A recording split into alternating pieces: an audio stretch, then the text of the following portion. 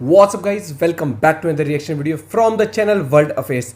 और बहुत बड़ी खबर आ रही है कि इंडिया के लिए बहुत बड़ी जीत है। इंडिया मोस्ट वांटेड अबू बकर पकड़ा गया है और वो भी यूएई के अंदर, और जो मुंबई धमाकों का मोस्ट वांटेड आतंकी था। तो अब देखते हैं क्या कुछ इसके ऊपर कैसे क्या कुछ पकड़ा गया है, पूरी खबर देखते हैं।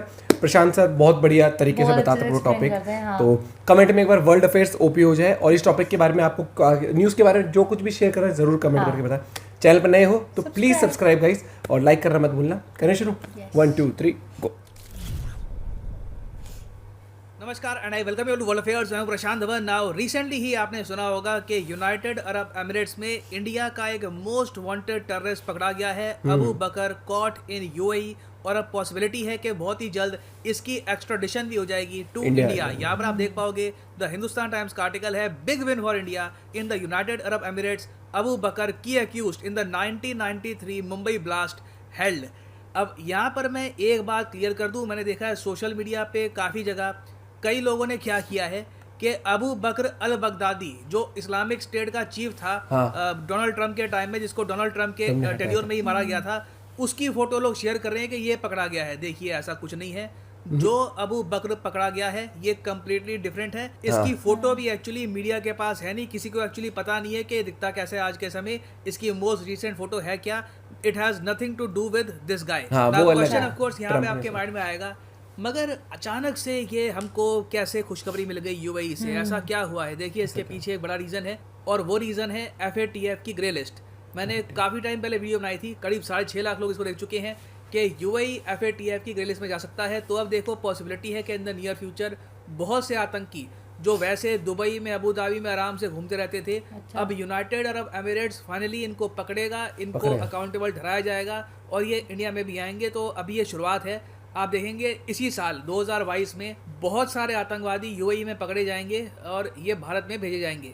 तो डिस्कस करते हैं इस टॉपिक को इन डेप्थ। काफी कुछ यहाँ पे आपको जानने को मिलेगा, मगर आगे बढ़ने से पहले आपसे एक प्रश्न पूछूंगा। प्रश्न यहाँ पर यह है कि इनमें से कौन सा अरब देश है जिसने रिसेंटली 2022 की शुरुआत में खुद को डिक्लेयर कर दिया है एक नॉन टैक्स फ्री कंट्री, मतलब कि पहले टैक्स फ्री कंट्री था, अब एक टैक्स फ्री कंट्री ये नहीं रहा है। ये है यहाँ पे आपकी option, Saudi Arabia, UAE, Oman या फिर कुवैत। कमेंट सेक्शन में करिए उत्तर, सही आंसर आपको मिलेगा वीडियो के एंड में। ओके, सो 1990s कमाल का दशक था, बहुत ज़्यादा कमाल का दशक। मैं कहूँगा एक बहुत ही चैलेंजिंग डेकेड था इंडिया के लिए, क्योंकि इस डेकेड की शुरुआत कैसे होती है? शुरुआत होती है इंडिया के प्राइम मिनिस्टर की असैसिनेशन से। 1991 में राजीव गांधी तमिलनाडु में असैसिनेट कर दिए जाते हैं। उसके बाद एक आतंकवादी अटैक्स होते हैं। इस बीच याद रखिएगा देश बहुत ही बड़े आर्थिक संकट से गुजर रहा था। एक बार को हमें अपने देश का जो फिजिकल गोल्ड है ये गिरवी रखना पड़ा।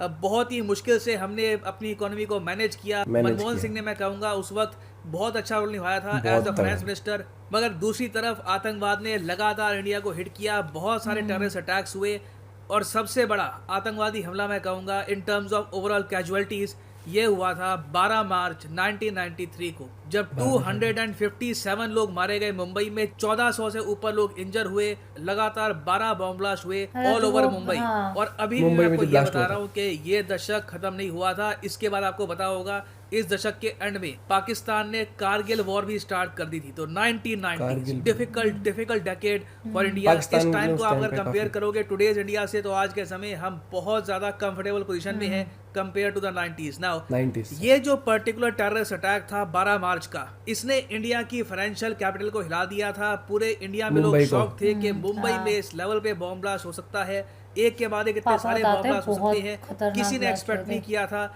ऑब्वियसली यहाँ पर बहुत ही बड़े स्केल पर RDX इंडिया में स्मगल किया गया था। बहुत से लोग यहाँ पे इन्वॉल्व थे। एक ह्यूज ये कॉन्स्पिरेसी थी अगेंस्ट इंडिया। और सबसे सैड बात ये है कि जो ये 12 बॉम्ब ब्लास्ट हुए हैं, इन बॉम्ब ब्लास्ट के पीछे जो मेन मास्टरमाइंड था दाऊद इब्राहिम, ये आज तक हम पकड़ नहीं पाए। जी हाँ, दाऊद इब्राहिम ये मेन आतंकवादी है जो आज के समय बाय द वे एक ग्लोबल टेररिस्ट डिक्लेयर कर दिया जा चुका है by both USA and India. 2003 में ही इसको डिक्लेयर कर दिया गया था ग्लोबल टेररिस्ट।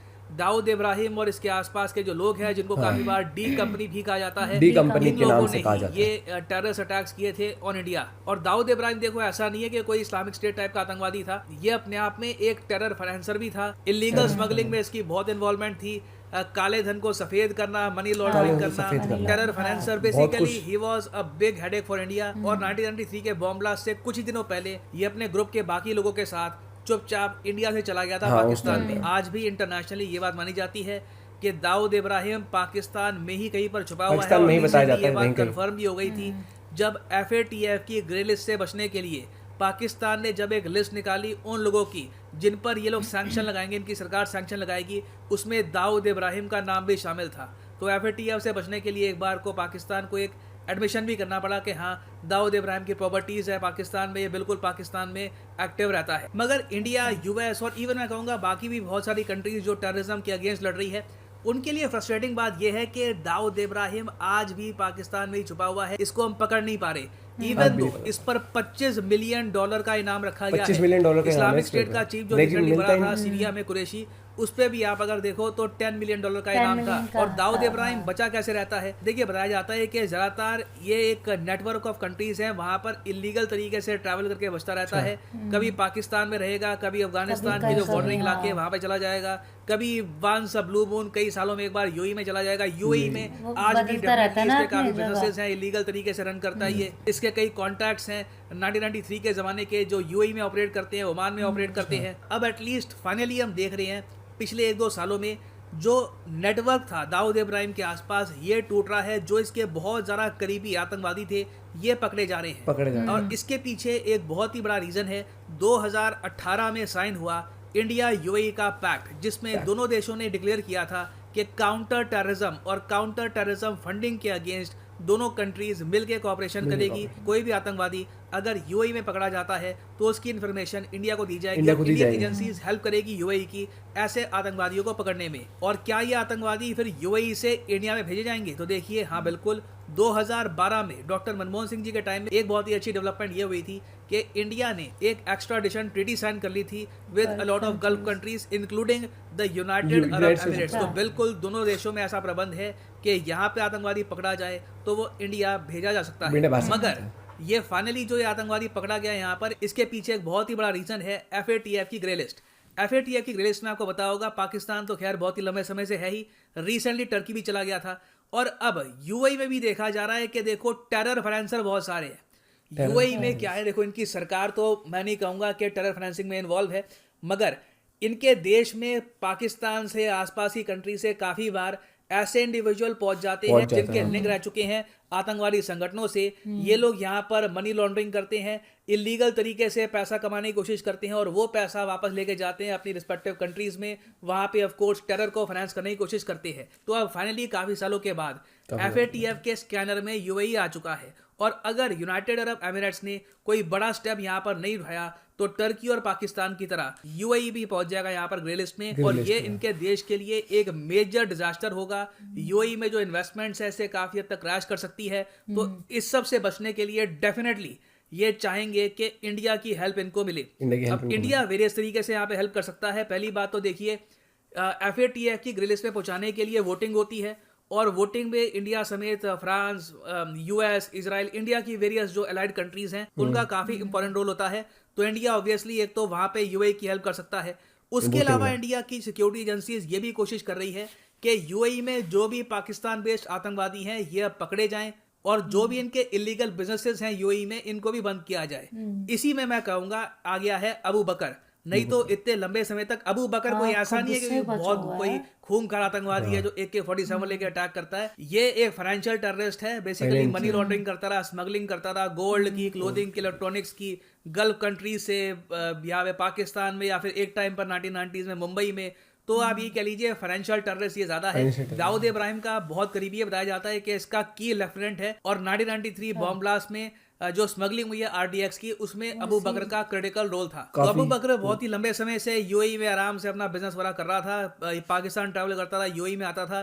फाइनली अबू बकर अब्दुल गफूर शेख ये पकड़ा गया है, और मोस्ट प्रॉब्ली इंडिया में इसको भेजा जाएगा। और इससे देखिए डेफिनेटली एक पॉसिबिलिटी ये भी बनती है कि अबू बकर के पकड़े जाने के बाद दाऊद इब्राहिम के और जो इलीगल बिजनेसेस हैं यूएई में और जगह, उनके खिलाफ भी इंडियन एजेंसीज एक्शन ले सकती है विद द यूएई एजेंसीज। क्योंकि इतिहास में पहली बार यूनाइटेड अरब एमिरेट्स का भी एक जेन्युइन इंटरेस्ट है इन आतंकवादियों को पकड़ने में। नहीं तो इससे पहले इंडिया ही कहता था कि देखिए आतंकवाद गलत होता है, मगर अब यूएई को ही पता है कि एक्शन नहीं लिया तो ग्रे लिस्ट में डाल देंगे। तो अभी बस ये शुरुआत है, इन द फ्यूचर और भी बहुत सारी डेवलपमेंट्स इससे आएंगी।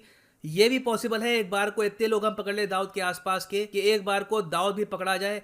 मुश्किल होगा उसमें, डेफिनेटली कहीं ना कहीं हमको जो ओसामा टाइप का ऑपरेशन था वो करना पड़ेगा, इंटरनेशनल बॉर्डर क्रॉस करनी पड़ेगी। कहीं ना कहीं एक नाइट ऑपरेशन में दाऊद को या तो पकड़ के लाना होगा या फिर वहां पे उसको मारना होगा। It will be difficult, it is very difficult. इसमें मोस्ट प्रॉब्ली इंटरनेशनल कोऑपरेशन भी चाहिए होगी। मगर मैं आपको ये बता रहा हूँ, फरवरी मंथ है 2022 का, मेरी बात याद रखिएगा, मैं इसको रूल आउट नहीं करूंगा।